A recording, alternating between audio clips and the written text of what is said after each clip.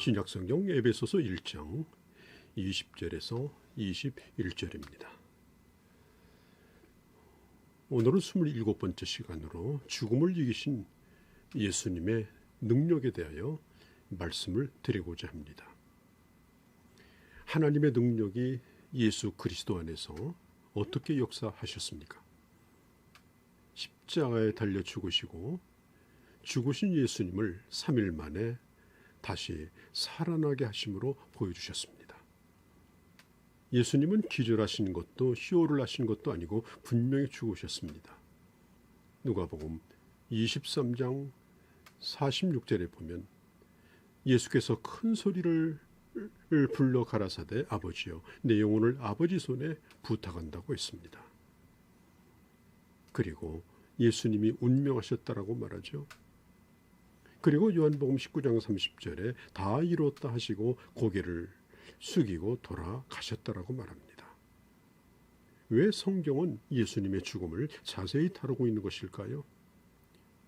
예수님의 죽음은 실제로 일어난 분명한 사건이라는 것을 강조하고 있는 것입니다. 유대인들은 시체를 오래 두지 않는 습관이 있습니다. 우리나라에서는 죽은 지 24시간이 지나야 장례를 치릅니다. 그런데 유대 나라는 워낙 더운 지방이기 때문에 부패하기 때문에 곧바로 장례를 치릅니다. 부자들은 시체에 향유를 바르지만 보통 사람들은 그냥 세마포에 싸서 돌무덤에 넣고 돌로 그 입구를 막는 것으로 장례가 끝납니다. 유대인들은 조그만 동굴 같은 가족묘지에 시신을 안장하는데 예수님은 부자 아림마대 요셉이 준비한 동굴에 그 시신을 놓게 되어집니다. 로마 군인들은 이 무덤을 큰 돌로 막았습니다. 기록에 의하면 이 돌은 20명이 힘을 모아야 움직일 수 있는 큰 돌이었다고 합니다. 왜 그렇게 큰 돌로 막아놨을까요? 그것은 혹시 살아나더라도 무덤 입구를 나오지 못하게 하기 위해서였을 것이고 또 누군가가 예수님의 시체를 도굴해가지 못하도록 하려는 조치이기도 합니다. 어떻든지 예수님은 완전하게 죽었을 뿐 아니라 완전한 장례를 치르셨습니다.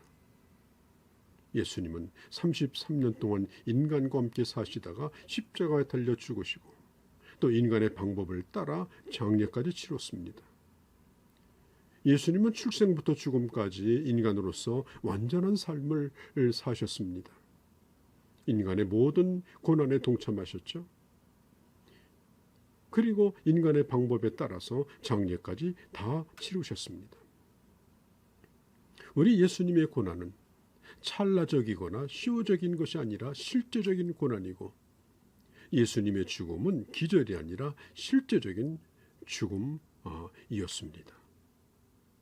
자, 예수님께서 이 땅에 계실 때 친구 나사로의 무덤에 가서 무덤을 막은 돌을 옮겨오느라고 하고 죽은 지 나흘이 지난 그 친구를 걸어 나오라고 명하니 그 나사로가 수의를 걸친 채 걸어 나왔습니다.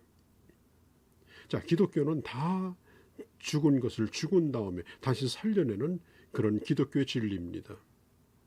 죽기까지의 과정은 그대로 두고 부활하게 하시는 하나님의 능력이 있습니다. 주님 자신도 죽은 척한 것이 아니라 완전히 죽으시고 그리고 그 다음에 살아났습니다. 바울은 고백하기를 나는 예수 그리스도와 함께 십자가에 못 박혀 죽었노라고 갈라디아서 2장 10절에 말하고 있죠. 내가 그리스도와 함께 십자가에 못 박혀 죽었다. 그리고 장례를 치루었다. 그리고 부활의 능력으로 오늘 우리는 살아간다. 이런 고백적 신앙이 오늘 우리에게도 필요합니다. 예수님의 부활은 죽은 후에만 부활이 아니라 그 부활의 능력으로 오늘 우리는 이 세상을 살아가는 것입니다. 여러분, 이 기독교의 진리는 이 세상에서 죽지 아니하고 영원히 잘 먹고 잘 살고 누리는 삶을 보장해 주지 않습니다. 이 세상에서 죽지 아니하고 영원히 사는 것이 기독교 진리가 아닙니다. 하나님의 능력은 세상에서 죽지 않게 하는 것도 병들지 않게 하는 것도 아닙니다. 믿는 사람에게도 실패가 오고 고난이 오고 죽음이 옵니다. 죽음은 잔인하게 오고 맙니다.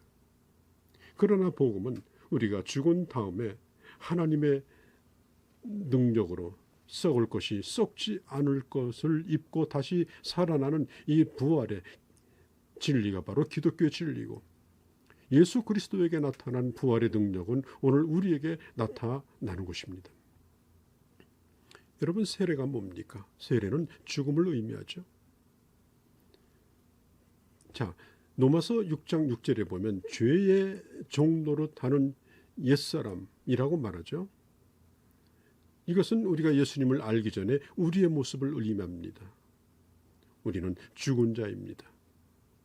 그런데 예수 그리스도로 말미암아 다시 살아나고 하나님의 자녀로서 새 생명을 가지고 살아간다라고 하는 그런 공동체 앞에서의 선언이 바로 이것이 바로 세례인 것입니다. 그러니까 세례는 옛사람의 죽음에 대한 장례식이며 또 새로운 사람으로 출발하는 그런 축복된 시간이 바로 이 예수님의 이름으로 받는 세례 의식인 것입니다. 하나님께서는 그리스도를 죽은 자 가운데서 부활하게 하시는 그런 능력으로 이 땅에 교회를 세우셨습니다. 그리고 교회에게 주님은 우주에 가득 찬 그 충만함과 능력으로 채워주시고, 그리고 그 안에서 생명이 살아나는 역사, 그리고 그 안에서 예수 그리스도의 부활의 생명으로 핍박과 고난을 이기며 주님의 복음이 증거되는 그런 역사를 이루게 하시는 것입니다.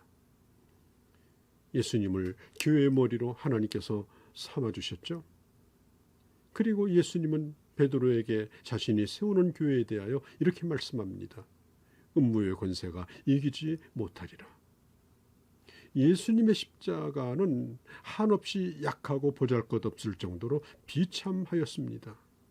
군중들은 비웃었습니다. 종교 지도자들은 침을 뱉었습니다. 그리고 지나가는 나그네까지 예수님을 향하여 욕을 퍼부었습니다. 그 모습은 한없이 부끄럽고 초라해 보였습니다. 그러나 예수 그리스도는 오직 하나님의 능력으로 살아나셨죠. 주님이 약하시기 때문에 힘없이 매달린 것이 아닙니다. 예수님의 죽음은 한 개인의 죽음이 아니라 모든 이들을 위한 주님은 대속의 죽음으로 죽으신 것입니다. 로마서 8장 5절에 우리가 아직 죄인 되었을 때 그리스도께서 우리를 위하여 죽으심으로 하나님께서 우리에 대한 사랑을 확증하여 주셨다고 했습니다. 예수 그리스도의 죽음은 우리를 향한 사랑이요, 예수 그리스도의 부활은 바로 우리의 부활에 대한 보증이 되어 주신 것입니다. 여러분, 이 땅에 육신의 생명을 가진 인간은 죽음으로 모든 것이 끝이 납니다. 그러나 예수 그리스도 안에 있는 하나님의 사람들은 죽음으로 끝나는 것이 아니라 죽음 이후에 있는 하나님의 나라와 그리고 영원한 부활의 소망을 가지고, 그리고 이 세상에서 부활의 능력을 힘입어서 부활의 권세를 가지고 어떤 고난도 이기며 살아가는 것이 바로 오늘 하나님의 사람들의 현재 주소인 것입니다. 오늘 우리의 연약함이 우리를 괴롭히고 있지만 우리가 기억할 것은 부활하신 예수 그리스도의 능력이 우리와 함께하고 있다는 사실입니다. 연약한 중에도 이길 수 있는 능력을 우리에게 이미 허락하여 주신 것입니다.